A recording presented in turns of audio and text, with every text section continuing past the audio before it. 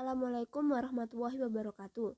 Perkenalkan, nama saya Nur Hamidah, NIM 18130 Saat ini saya akan menjelaskan mengenai teori yang telah dipaparkan oleh Mircea Eliade. Pertama, saya akan menjelaskan mengenai riwayat dari Eliade sendiri. Eliade merupakan seorang anak yang lahir pada tanggal 9 Maret tahun 1907 di Rumania. Eliade adalah anak dari pegawai militer Rumania.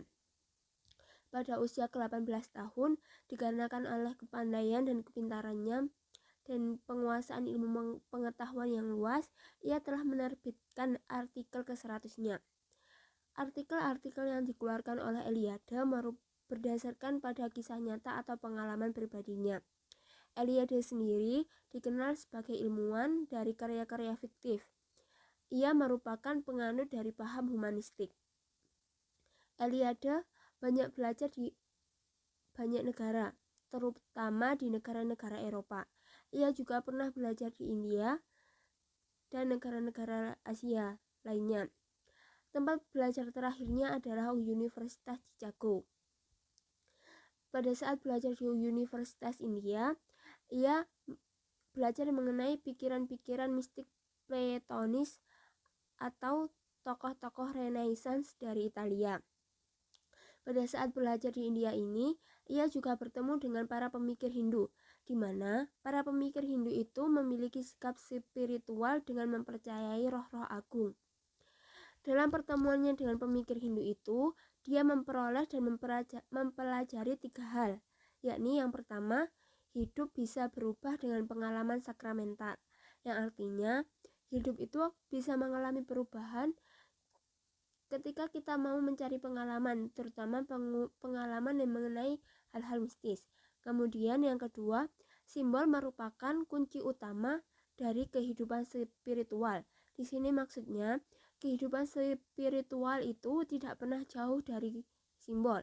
Dan simbol itu menunjukkan bahwa kita memiliki spiritual yang tinggi.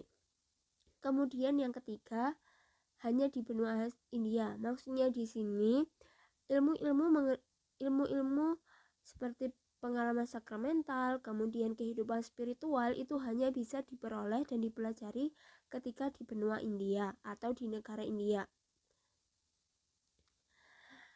Selanjutnya pada tahun 1931 ia kembali ke Rumania untuk menjalankan kewajibannya, yakni wajib militer. Kemudian pada tahun 1933 ia kembali menulis karya-karya tulisnya. Dan pada tahun 1936 ia mulai mengajar di Universitas Bukares di Neoloko. Pada tahun ini dia juga menjadi seorang pemimpin dari organisasi nasionalis Rumania. Namun organisasi nasionalis ini memiliki bersifat agak teroris karena juga dipantau oleh Nazi Jerman. Pada Perang Dunia Kedua, ia menjadi dipilih menjadi diplomat dan ditugaskan di Lisbon, Portugal. Setelah Perang Dunia II berakhir, ia kembali lagi ke Rumania. Pada dasarnya, karya-karya yang diungkapkan oleh Eliade terinspirasi oleh Carl Jung, yakni ahli psikolog Swiss. Saat ia belajar di Chicago, ia sempat bertemu dengan Carl Jung. Dan Carl Jung mendukung teori-teori yang diungkapkan oleh Eliade. Pada dasarnya titik tolak Eliade ada dua, lebih sering disebut dengan dua aksioma, di mana yang pertama adalah berseberangan dengan kaum reduksionis. Di sini maksudnya agama itu merupakan suatu yang konstan. Dan yang kedua, metode yang digunakan olehnya adalah yang pertama, mengumpulkan data. Jadi, Eliade mengumpulkan data terlebih dahulu, kemudian dilanjutkan menelaah, membaca, memahami dari data yang telah dikumpulkannya. Kemudian, ia mengelompokkan atau menggeneralisasi dari data-data yang telah dipahaminya.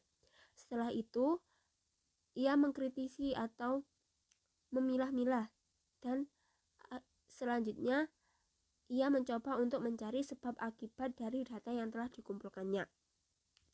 Teori Eliade sendiri yang terkenal ada 3 macam, yakni konsep agama yang pertama, yang kedua simbol dan mitos, dan yang ketiga adalah waktu dan sejarah. Teori yang pertama mengenai konsep agama yang sakral dan yang profan. Teori ini dimaksudkan agar kita memahami agama.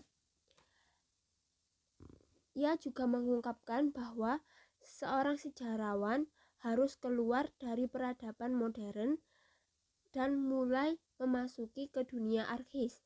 Dunia arkhis ini dimaksudkan dunia memiliki agama, yakni seperti Kristen, Yahudi, dan yang lainnya. Yang profan sendiri dimaksud adalah segala hal yang berkaitan dengan kehidupan sehari-hari, dan hal tersebut mudah hilang atau mudah dilupakan. Kemudian yang kedua adalah yang sakral, di mana yang sakral ini maksudnya adalah wilayah supranatural, abadi, roh, dan leluhur. Sebenarnya teori yang profan dan yang sakral ini hampir sama dengan teori yang pernah dipaparkan oleh Durkheim. Namun perbedaannya, Durkheim lebih memihak kepada masyarakat, sedangkan Eliade lebih condong kepada agama. Menurut Otto, yang sakral merupakan adalah seseorang yang maksud yang sakral menurut Otto adalah seseorang yang disentuh oleh non-duniawi, di mana artinya orang tersebut tidak tahu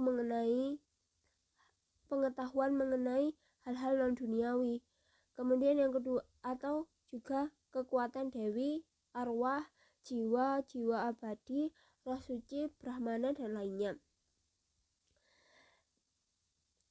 Di sini bisa juga diartikan menemukan dan merasakan, di mana yang sakral ini mengenai bagaimana manusia menemukan dan merasakan hal-hal non-duniawi. Tindakan seperti ini biasanya banyak ditemui pada masyarakat arkhis, di mana mereka memiliki pemikiran yang umum, absolut, dan penting.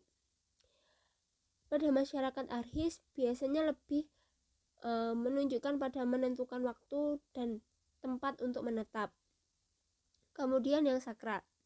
Yang sakral juga dapat diartikan biasanya dapat ditemukan pada mengatur kehidupan perkampungan. Titik pusat yang sakral ini sendiri bersifat kosmos. Biasanya dapat ditemukan pada tiang atau benda.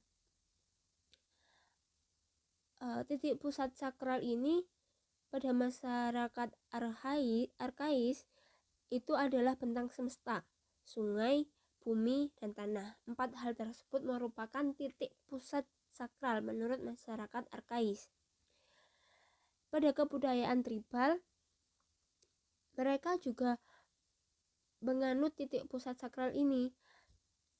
Kita dapat menemukannya pada tempat upacara yang terdapat pada desa-desa, di mana pada tempat upacara tersebut biasanya terdapat 4 tiang yang mewakili titik pusat sakral, yakni bentang semesta, sungai, bumi, dan tanah. Kemudian yang kedua adalah mitos dan simbol. Mitos dan simbol ini biasanya lebih sering digunakan pada agama arkais, yakni agama Kristen, Yahudi, dan lainnya. Di mana pada agama arkais ini mereka mencari yang sakral, bukan untuk dideskripsikan, tapi memang untuk disakralkan. Simbol merupakan prinsip analogi di mana bentuk, kualitas, bentuk, dan karakternya sama dengan sesuatu yang lain. Patron sendiri dalam bukunya Comparative Religion mengatakan eksplorasi simbol religius itu terdapat 2 macam, yakni asal-usul simbol dan apa itu simbol. Kemudian mitos. mitos merupakan simbol yang ada dalam narasi. Bisa juga diartikan sebagai imajinasi dalam bentuk sebuah cerita yang menceritakan mengenai leluhur, kesatria, dewa, dan lain-lainnya. Suatu yang profan atau suatu yang ada di kehidupan sehari-hari bisa menjadi sesuatu yang sakral. Hal ini seperti misalnya benda atau binatang dan lain sebagainya. Mereka bisa menjadi yang sakral jika manusia menemukan keyakinannya. Misalnya binatang. Pada saat manusia misalnya masyarakat India mengetahui jika sapi diibaratkan sebagai dewa, maka sapi tersebut bisa yang awalnya suatu yang profan bisa berubah menjadi sesuatu yang sakral dan disembah oleh masyarakat India. Kemudian Alida juga menyebutkan jika proses mengalirnya sesuatu yang supranatural ke natural itu juga disebabkan oleh hal-hal yang sakral. Kemudian simbol dan mitos pada dasarnya merupakan wujud dari imajinasi yang ada di pikiran manusia, di mana simbol dan mitos ini mengikat pada aspek-aspek pribadi manusia. Simbol biasanya lebih cenderung mengenai alam dan fisik. Dan jika simbol yang beralam dan fisik itu berbentuk narasi, maka simbol tersebut akan berubah menjadi mitos. Pada dasarnya simbol-simbol yang diungkapkan Eliade ada beberapa macam. Yang pertama, simbol langit atau dewa-dewa langit. Simbol langit atau dewa-dewa langit ini ada pada kebudayaan arkais, di mana mereka menyebutkan dewa-dewa langit. Misalnya Dewa Lo. Dewa Lo merupakan dewa langit yang dipercayai pada suku Moris. Kemudian Dewa Olurun yang dipercayai oleh suku Yoruba. Dan kemudian Dewa Ahura Miza yang dipercayai oleh Iran kuno, dan masih banyak lagi dewa-dewa yang lainnya. Eliade setuju dengan ungkapan yang diungkapkan oleh Frazer mengenai struktur dewa. Frazer mengungkapkan jika struktur dewa adalah dewa hujan, kemudian dewa sapi, dan kemudian para dewi agung. Dewa-dewa ini, Eliade menyebutkan jika dewa-dewa ini menentukan hukum, kematian, dan kebangkitan manusia. Kemudian yang kedua adalah simbol matahari dan bulan. Simbol matahari dan bulan ini diawali pada adanya keyakinan seseorang bertemu dengan Tuhan, yang kemudian akhirnya dilakukan pemujaan kepada matahari. Mereka menyimbolkan Tuhan dengan matahari. Yang selanjutnya setelah dilakukan pemujaan tersebut, maka segala hal dihubungkan dengan matahari, misalnya emas dihubungkan dengan matahari dan lain sebagainya. Kemudian simbol bulan. Simbol bulan melambangkan kekuatan yang meluas. Selain itu, simbol bulan juga dihubungkan dengan kematian. Bulan sendiri memiliki ciri yang kosmik dan personal. Kemudian simbol air dan bebatuan. Eliade mengungkapkan jika air merupakan suatu benda cair dan bersih dan bening yang melambangkan alam, di mana air ini bisa diartikan sebagai pembersih, penghapus dosa, dan kesucian. Kemudian bebatuan yang memiliki tekstur keras dan kasar yang melambangkan ketidakpastian, di mana batu ini kehadiran, apalagi batu yang besar, itu bisa menghadirkan sesuatu yang mengagumkan. Otto sendiri dalam bukunya menyebutkan jika batu biasa tidak bisa mempengaruhi, sedangkan batu sakral akan menimbulkan ketakutan. Hal ini dapat kita temui di daerah-daerah pedesaan di mana batu-batu yang kecil pasti dianggap hanya batu biasa, namun pada batu-batu yang besar dan batu-batu yang besar dan telah disakralkan, mereka akan takut bahkan untuk hanya mendekatinya. Kemudian simbol tanah dan kesuburan.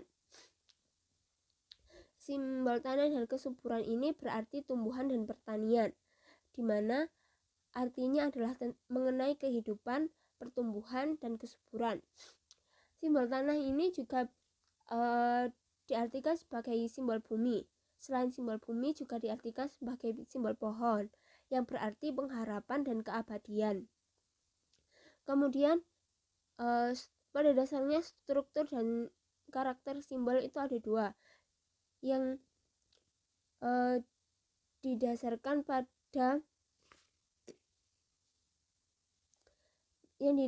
pada prinsip analogi kualitas.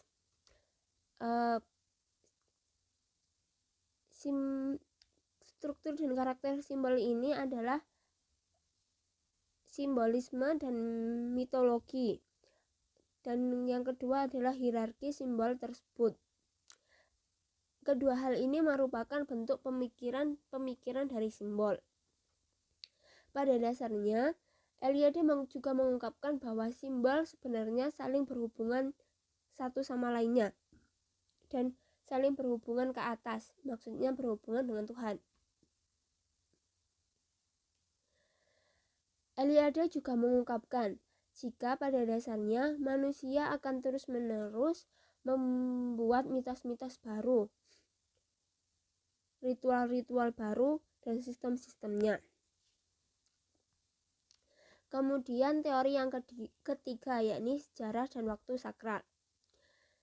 Sejarah dan waktu sakral merupakan tanggapan mengenai yang sakral, di mana hal ini dipercayai oleh masyarakat arkais, biasanya mengenai kematian dan kehidupan dari seseorang.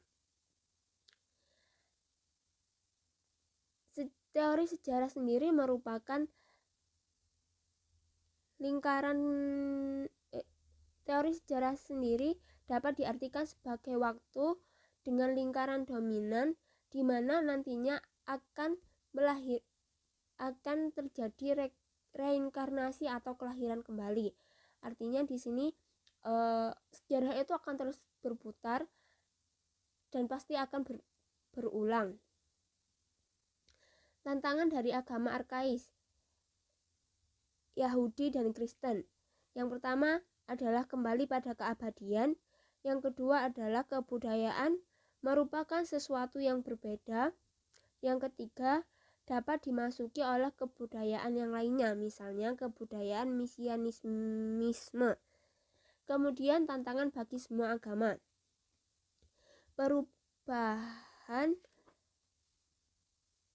Perubahannya mengenai suatu pergeseran dari kesadaran arkais, di mana mereka mulai meninggalkan arkais.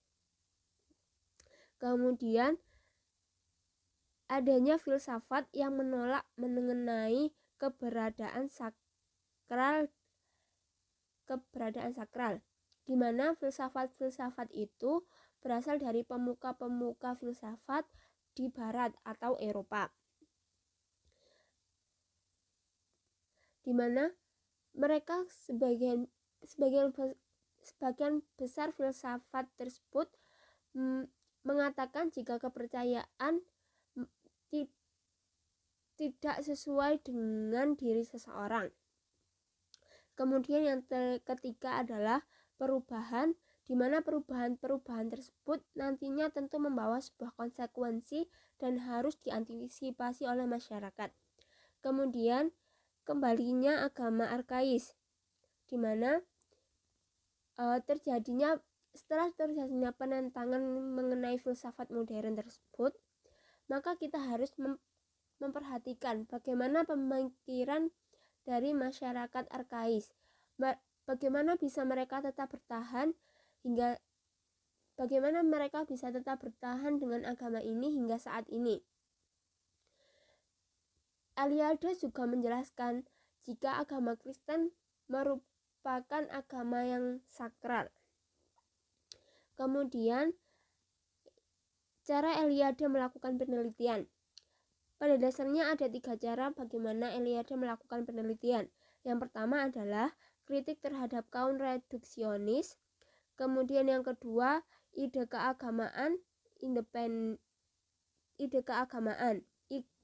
keagamaan yang independen. Di sini maksudnya antara ide dan keagamaan mereka berdiri sendiri, tidak ada campur tangan dari hal-hal yang lain. Kemudian yang kedua, agama pada dasarnya meliputi psikologis, sosial, dan ekonomi. Kemudian yang terakhir adalah agar agama tersebut mudah dipahami oleh seseorang, maka kita harus melihat dari sudut pandang para pemeluk agama tersebut. Kemudian yang kedua adalah komparasi menyeluruh, yakni maksudnya teori-teori yang diungkapkan oleh Eliade memiliki keleluasan, memiliki desain yang luas, dan selain itu ambisius. Eliade juga mengungkapkan jika ia mengumpulkan data terlebih dahulu dan data-data yang dimilikinya tidak terbatas. Kemudian yang ketiga adalah pertentangan filosofis kontemporer, di mana Eliade sendiri menganggap bahwa dirinya bukanlah seorang ilmuwan. Ia menganggap bahwa dirinya merupakan seorang manusia, namun terikat dengan ide dan budaya. Karya-karya yang diungkapkan oleh Eliade sendiri sebagian besar menggambarkan mengenai isu-isu politis. Kemudian kritikan.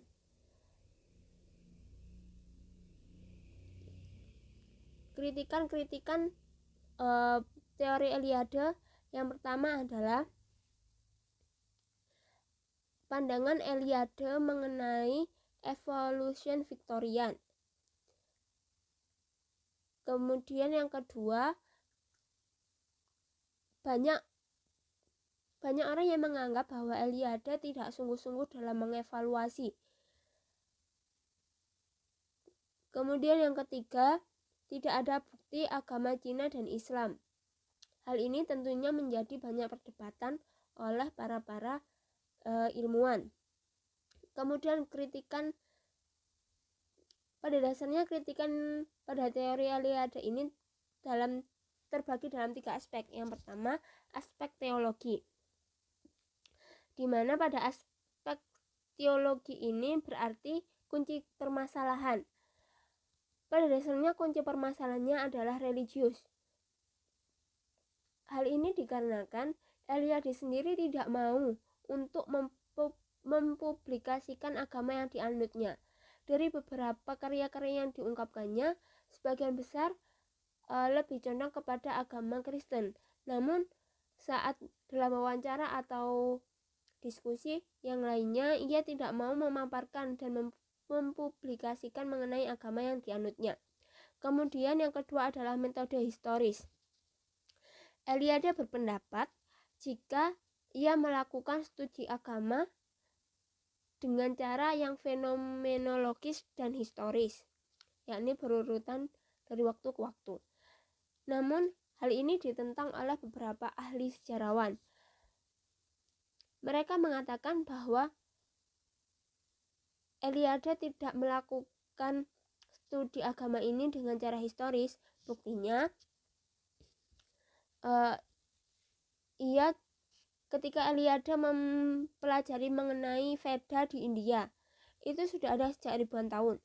kemudian petani Eropa itu pada zaman pertengahan, dan masyarakat primitif merupakan masyarakat zaman sekarang. Kemudian yang ketiga atau kritikan terakhir dari teori Eliade. Yang pertama adalah yakni keraguan konseptual, yang artinya mengenai konsep kunci, di mana pada konsep kunci tersebut membingungkan para pembaca dari teori Eliade sendiri. Selain itu juga terjadi kerancauan dalam teori simbolisme yang diungkapkan oleh Eliade. Tak hanya itu, konsep sakral yang diungkapkan oleh Eliade sendiri merupakan dianggap sebagai hasil imajinasi dari titik pusat, di mana ia mengambil contohnya adalah sebuah batu. Cukup sekian presentasi dari saya mengenai teori yang diungkapkan oleh Eliade.